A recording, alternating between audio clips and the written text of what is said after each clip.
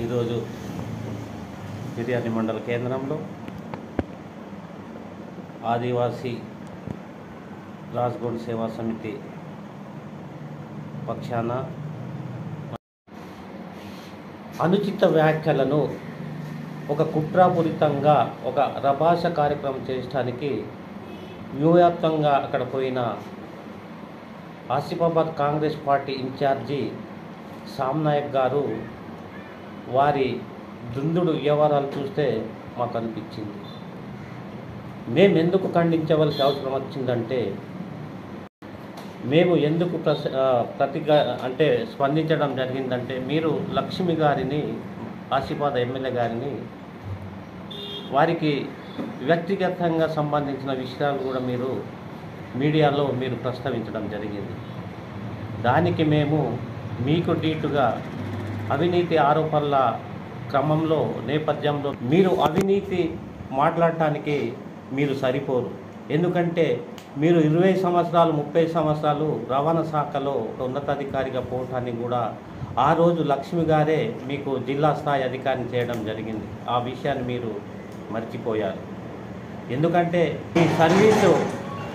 మీ service పూర్తి కాకముందే మీరు వాలంటరీగా రిటైర్మెంట్ తీసుకున్నారు అనేది విషయం కూడా మర్చిపోవద్దు. మీకు ఎందుకు వాలంటరీగా రిటైర్ తీసుకోవాల్సిన అవసరం వచ్చింది? ఆ రోజు ఉన్న టీఆర్ఎస్ ఇప్పుడు బీఆర్ఎస్ పార్టీ ప్రభుత్వంలో ఉన్నప్పుడే మీరు వాలంటరీగా స్వచ్ఛందంగా పదవి విరమణ కోసం చేసిన విషయం ఎందుకనేది కూడా మీరు ఇప్పుడు ప్రజాక్షేత్రంలో ఉన్నారు కాబట్టి చెప్పవలసిన అవసరం ఉంది. ఎందుకంటే మీరు ఎవరైనా కావచ్చు, పార్టీలు రాజకీయాల్లో ప్రజాస్వామ్యంలో ఉన్నప్పుడు ఒకరిని విమర్శించేటప్పుడు 3 ఏళ్ళు మనకే చూపిస్తాయి.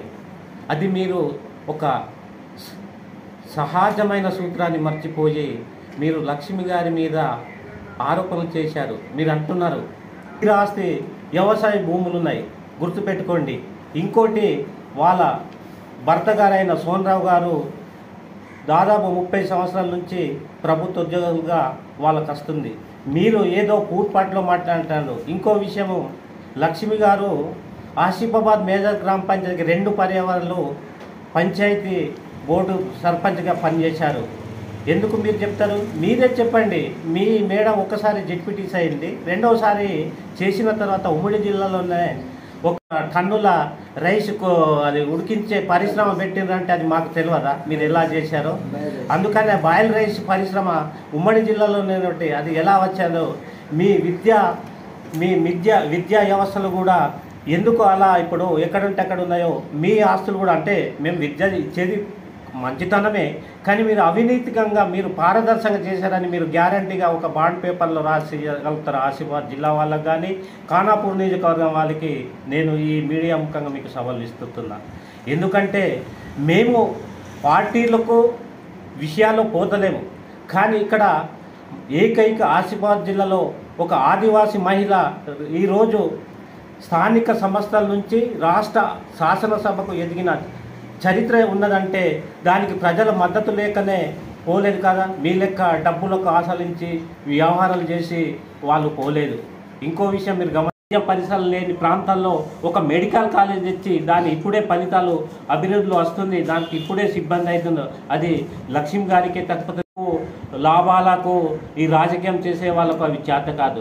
ఎలా చేసైనా ప్రజలకు క్షేమం కావాలి, ప్రజల ఆరోగ్యం కావాలి, ప్రజల విద్యా వ్యవస్థ కావాలనే విద్యావేత్త కానప్పుడు కూడా మంచి అవగాహనతోటి ముందెళ్తున్న లక్ష్మి గారిని మీరు అనుచిత వ్యాఖ్యలు కానీ మా ఆదివాసీ మహిళ నాయకురాలపై మీరు ఇక ముందు ఎలాంటి చేస్తే రాజ్గోండ్ సేవా సమితి తరఫున మీకు నిజమైన మీకు కూడా మేము ఒక హెచ్చరిక చేస్తున్నాం.